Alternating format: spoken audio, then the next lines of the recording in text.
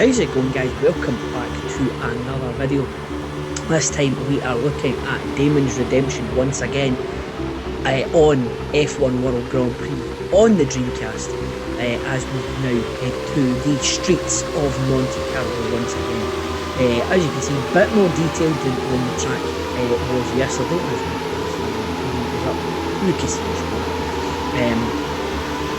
As we try and actually start a race around the streets of Monaco. We succumbed to the 107% rule once again, so we have only started 2 races this year. So it's out of 5, not a great rate of return, but we have started every second race so far, so this is looking good.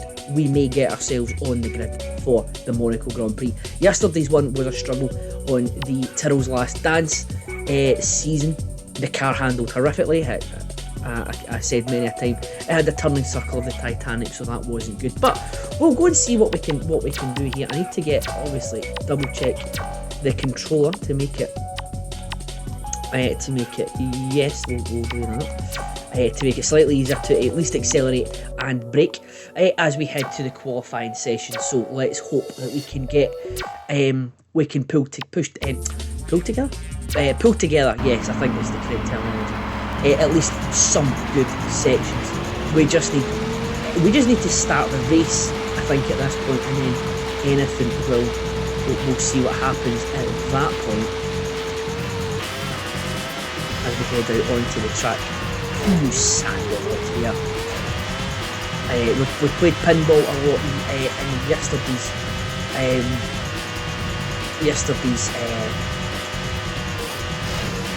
series. Yesterday's video is the word I was looking for. So this car handles slightly better. It actually handles better than it should. I don't think the Jordan is going to have any problems. No, it doesn't get round the corner. Although this track is a lot tighter than it was in Formula 1 98, so that could be a problem. But I've never had a problem with the car being, actually the controls being quite twitchy on this one. Might help it actually get round some of these tighter corners. So let's go through here as we go through the tunnel. Oh, that was a bit there as we come down to the chicane, which we had trouble with yesterday. Right, okay, this is, do you know what, I'm putting a wee banker lap here, and we come through Tabac Corner. This is not, I tell you, this game might actually be suited to the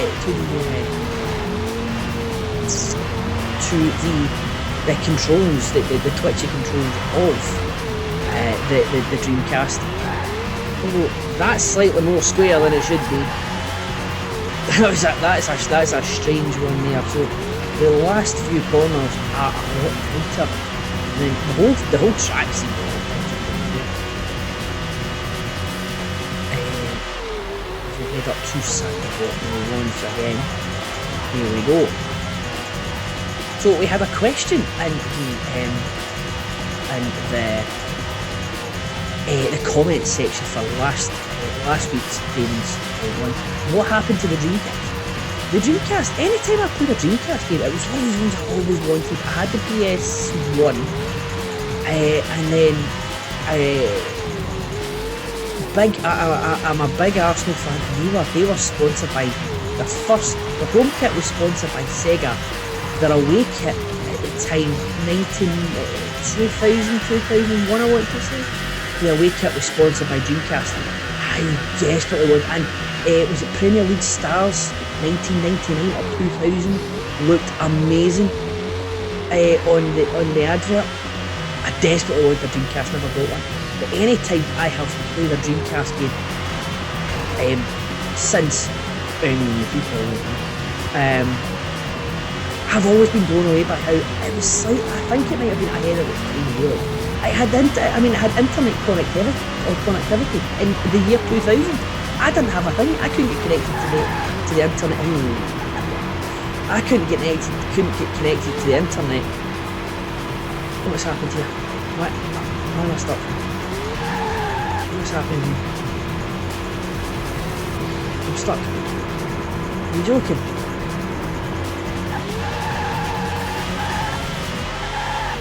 Why can't I reverse? Come on!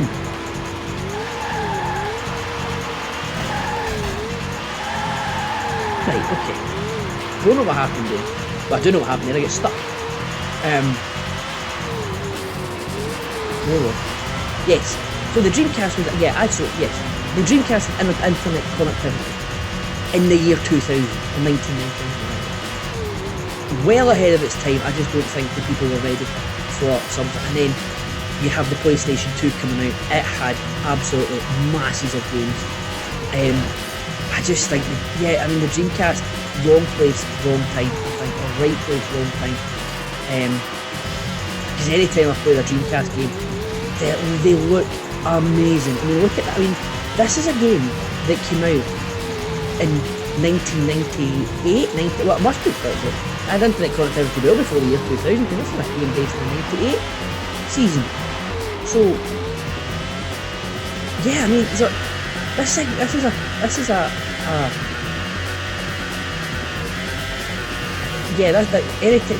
the Dreamcast was a great console. It just, I don't know, I think Sega after the Saturn, because it wasn't, if this had come after the Genesis, the Mega Drive, it might have been okay. They might have stuck with it, because they had the Saturn in between, and the Saturn flopping royally against the PS1.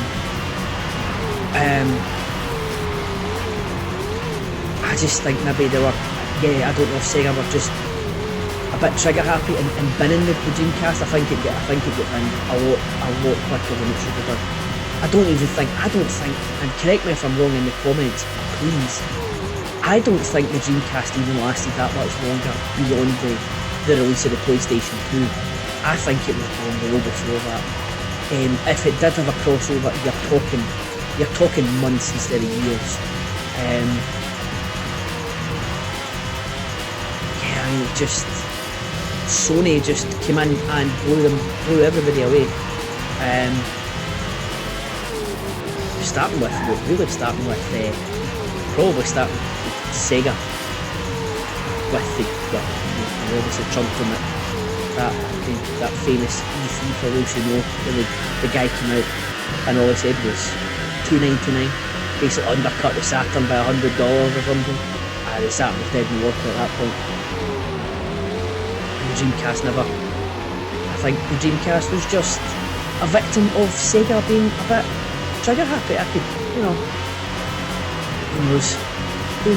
So what I think I'll do here is I am on 1.29. I think I might head into the pitch just now, because I'm getting held up here, so this isn't going to be a good lap. I'm heading into the pitch just now, get the lay of the land, see where I am. Because I'm sitting in 4th position just now.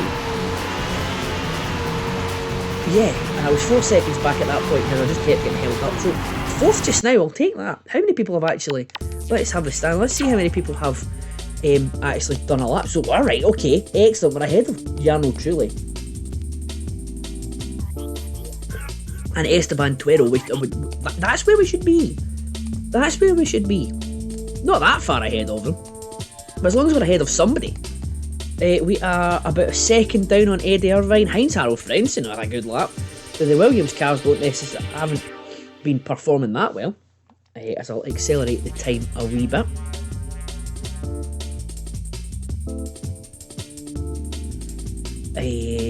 So let's see, anyone else finishing? Jos Verstappen, Johnny Herbert. My nemesis in the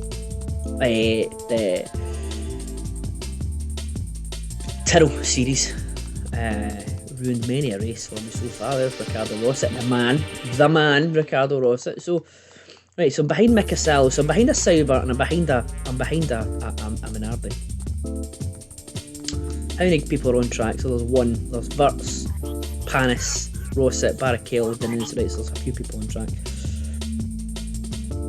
This is one of the ones, if I'm going to get held up as badly as I did there, I do kind of want to try and avoid it. Let's see, we'll go out again and we'll go for another, we might go for another 4 laps. Come in, lap 5 will be our out lap, and then 6, 7 hot laps, and then 8 will come in back into the pits. on lap 8. So, whoa! Hey, there we go. Trying to get Ricardo Rossi. And now get the problem in reverse. How do you put this car in reverse? I know Formula 1 cars shouldn't really, but they can.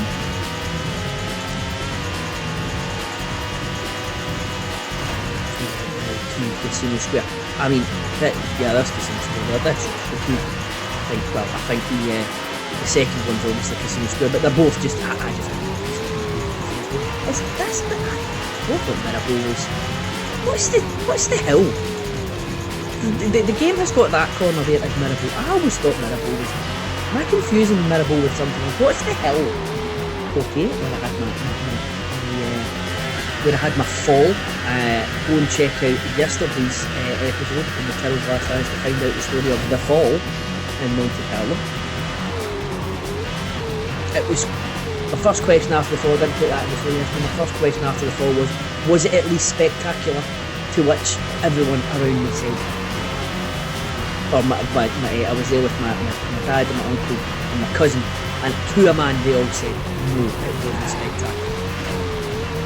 I didn't even have that to go for it. But yes, the full story of the fall, of the Great Monte Carlo fall, is on yesterday's episode during the qualifying session. Back and watch that.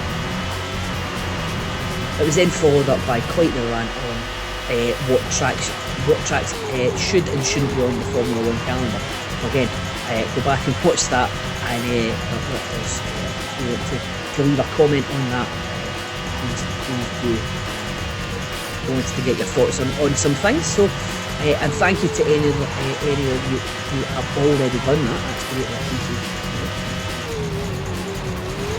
The corner towards the hairpin. This is just a difficult section.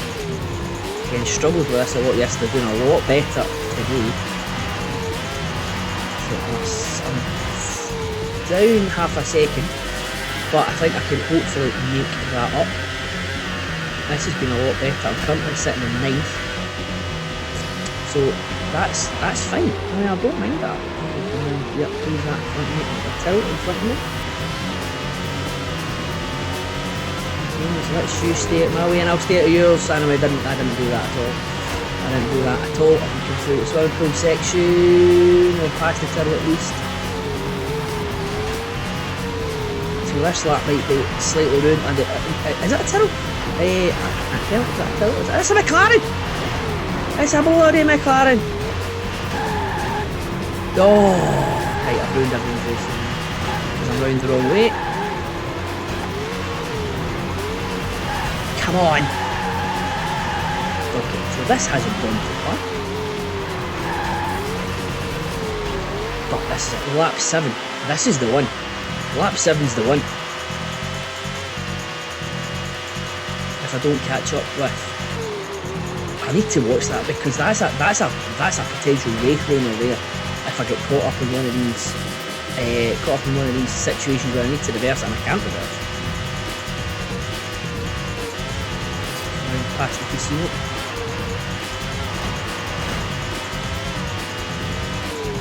Come up with the McLaren. Keep moving forward. Come to lose hairpin. I do a bit of low riding. I'm done to. I'm down on my best time so far. Get out my way. Get out my way, Mr. McLaren. In the tunnel section. You're taking up the middle of the road. What are you doing? What are you doing, man? Look at me now, I'm all over the place now, I'm zigzagging.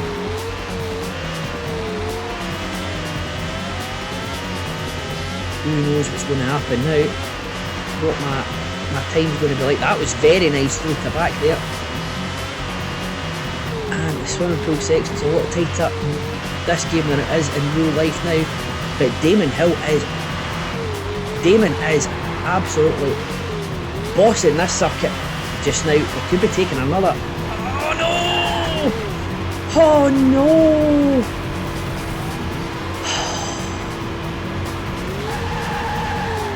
I found reverse gear. Oh, Damon. I shouldn't speak. I should not speak. I was about to take a second off the best time there. We might stay out, depending on how we're doing here. We might stay out, which reduces our sort of our final stint to 2 hot laps as well. Because we don't need to come in on lap 12. We normally get 3 at the end, but we'll maybe take our 3 here just now. Do a bit of wall riding again round the hairpin. 2 seconds down. I'm definitely staying out if this is the case. Now that I don't have any traffic in front of me, I'm definitely staying out if this is the case. Bump ourselves up another few positions hopefully.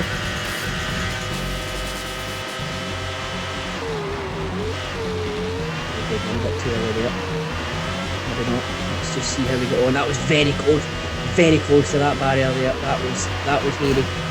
Looking through round to back, maybe kissed the barrier there. Oh, definitely kissed the barrier there. Damon. Oh man. Right, I'll just come in. But that is there. That is very, very encouraging. I'm not gonna lie. It's pacing this car yet. Stop hitting the wall, man. It has absolutely nothing to do with the fact that I'm controlling it. Nothing at all. Come into the pits. Let's go. Quite happy with how that went. As much as we got another good lap in. We did get but we didn't, did we? No. But we got parts of a good lap in, and I'm quite happy with that. So there is, big shake up at the top there. Fisichella is in third in his Benetton. Frenson's up there as well. So as I say, the Williams haven't been performing that well at all. You've got a Minardi in 8th. We're ahead of Jarno Trulli in his Sauber, so doing well. Two Stewarts there as well. So I think I'm quietly confident. I think I can probably confidently say our teammate's not done anything yet. He's not been out at all yet. Quietly confident in saying the fact that we might probably definitely maybe get on the grid for the race. So which is always a positive that we can see all the time. So exit the pits as we will do now. There's a car that's crashed just in front. I think we may have crashed into him actually. What's happened there? Yes, I think there was a car that we may have had a collision with in the pits. Wouldn't be surprised about it up from Stewart's. Maybe it was a Stewart, maybe that's what I'm saying. It was a Minardi.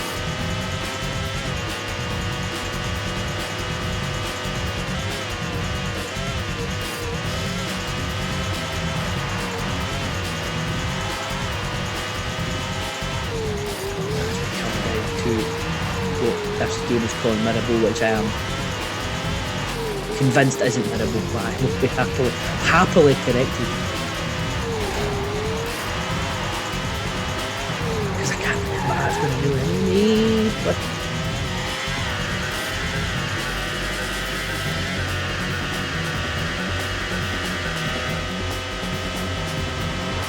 to the chicane, brake. I broke early there. That's okay. Better to be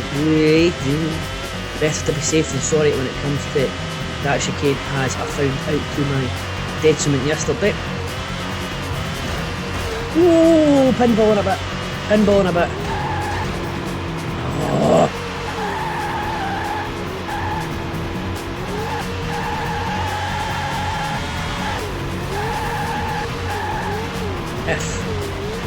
In this one, if Ricardo Rossi is the drift master, this Monaco Grand Prix has shown that Damon Hill is the pinball winner.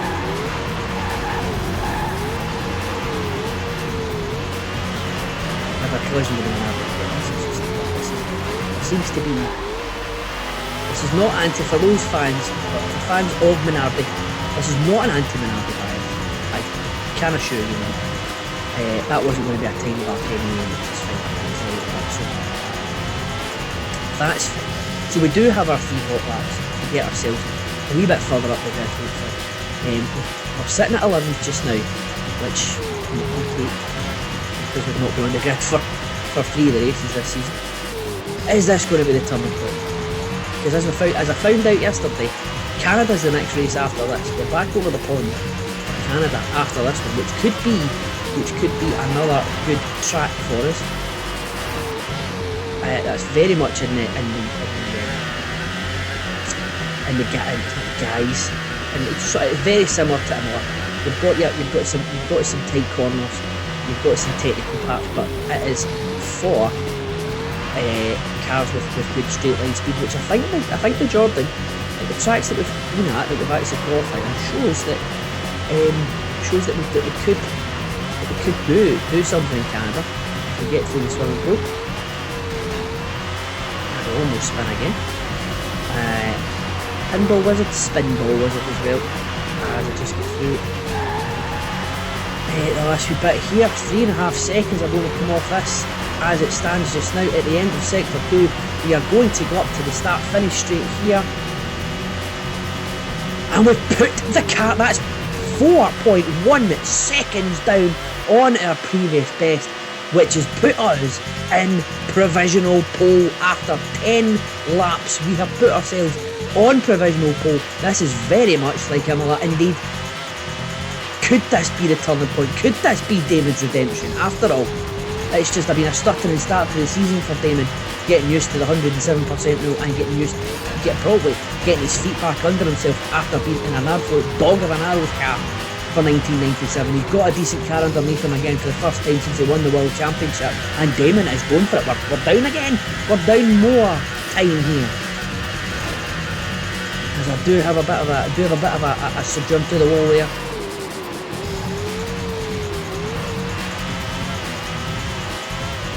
Here we go. That's almost, I would like to think, has guaranteed us, well, if we do stay pole, we will be setting the 107%. Ralf Schumacher said to the pitch, he has been out to do a couple of laps. We're going to get held up here with a Benetton that I've hit. I'm going to potentially take another 8/10 off this time. Yep, if I can get round the corner and avoid a Benetton again, this could be better once again. We could be putting our stamp on the Monaco Grand Prix here. We have gone quicker again as there is a Stewart coming round to interrupt us. We've got one last lap to make our mark, put our stamp on this Monaco Grand Prix.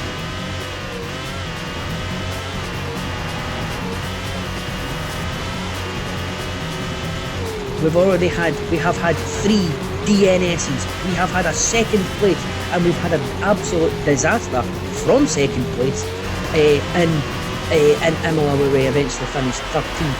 We're 1.2 seconds down thanks to that Stewart. It can only be that Stewart, as we're now chasing down a post as we head into the tunnel. We are not going to improve, I don't think. We might as well just keep pushing it to the line here, get our 12th lap in. But folks, this is going to be a banner weekend for Damon Hill, a banner weekend for Jordan, if this can keep up, because we look as if at this point in time are going to be provisional pole.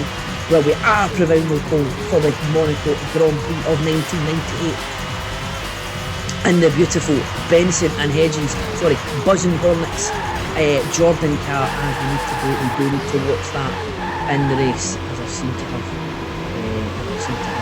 popped myself as out of nowhere. There's no need for that. I paused for the traffic jam.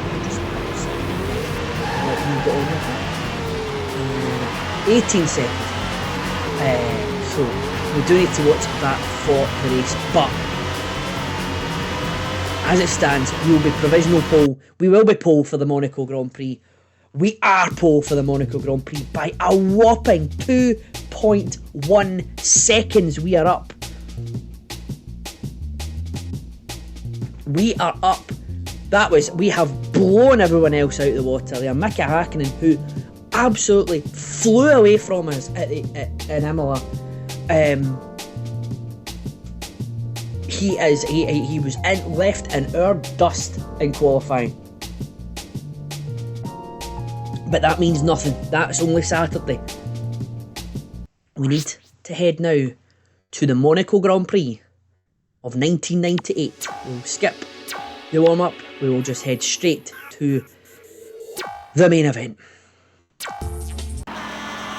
let's go, there's the start grid, there's Ralf Schumacher, so we'd have Rosset and Tuero at the back, then Takagi and Nakano in front of them, Panis, Verstappen, Ralf Schumacher down in 16th, Barrichello, then you've got Williams driver, Pedro Diniz, Jean Alesi, Jarno Trulli, doing well, Jarno Trulli with a good starting position, there's Johnny Herbert, Mika Salo again, the other Minardi, Eddie Irvine, Alex Furz, Heinz Harald Frentzen doing well in the Williams there, Michael Schumacher, Fisichella in 4th, then there's the two McLarens, David Coulthard and Mika Hakkinen, but we will be leading everyone away for the Monaco Grand Prix, for 6 laps of the Monaco Grand Prix. Can we hold our own?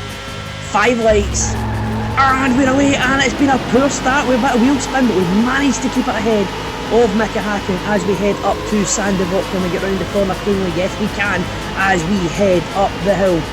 Where are they? We've got a wee bit of distance between ourselves and the McLaren behind us. We need 6 good clean laps here, and we could be having a historic victory for the Jordan team. So here we go, we are already heading down the hill towards the hairpin, as I am actually feeling quite nervous here. Do a bit of wall riding, again that's not going to be the strategy. I want to try and keep it on the tarmac, but we're 2.7 seconds ahead of Mika Hakkinen.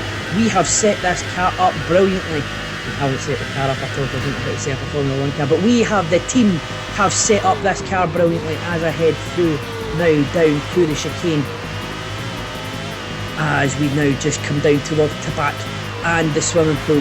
That's a clean lap so far. Let's just get ourselves through this bit here, get ourselves off the throttle, round through the exit of the swimming pool, try not to spin there. We've been a bit ropey there before, but we have absolutely bombed away here. Oh no, no, let's go forward. We might have got, I think we've got away with that. We were 7 seconds ahead there. I don't know how we've managed to stay 7 seconds ahead. I don't think we have stayed 7 seconds ahead, but we were at one point. So there's pace in this car.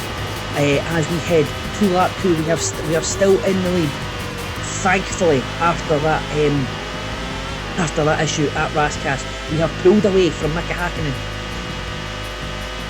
in 2nd place here.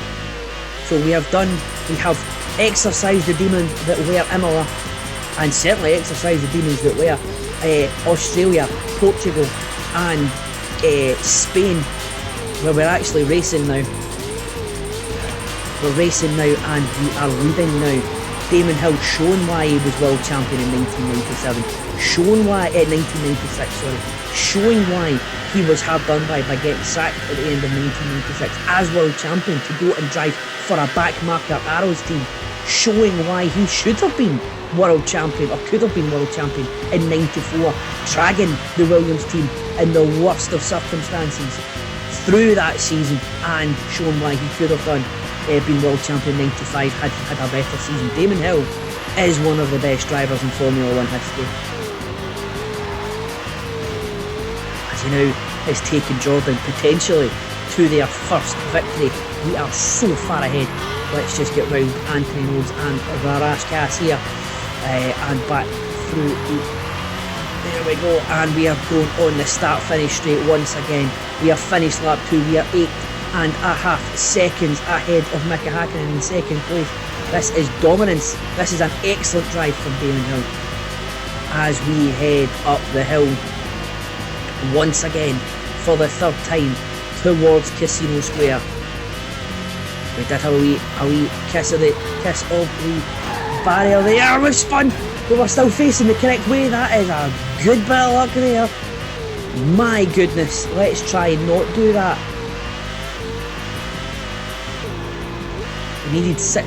I mean, we had 2 the 2 clean laps that we had in qualifying were the ones that would blow everyone out the water.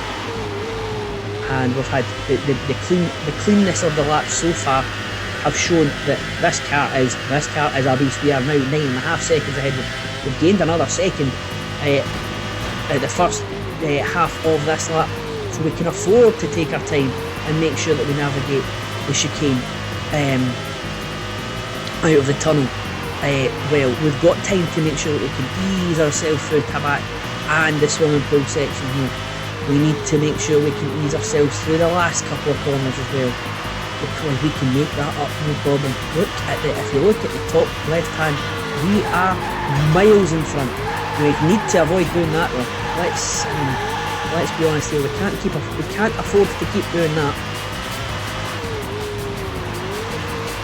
Because as much as we are 9 odd seconds ahead, 13 seconds ahead as it is now, we really can't be doing 3-point turns at the final corner every single lap, as we are now over halfway through this race.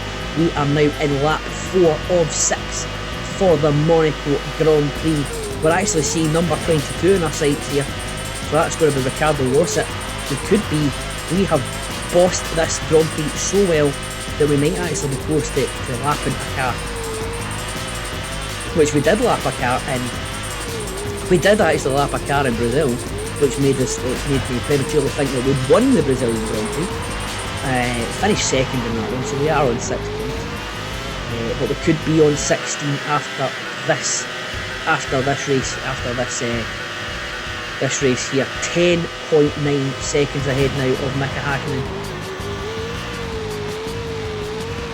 Around the chicane for the 4th time. There's only two more goes around the chicane there for us this afternoon. We come through the swimming pool section here. Let's go cleanly. That's the cleanest we've had so far.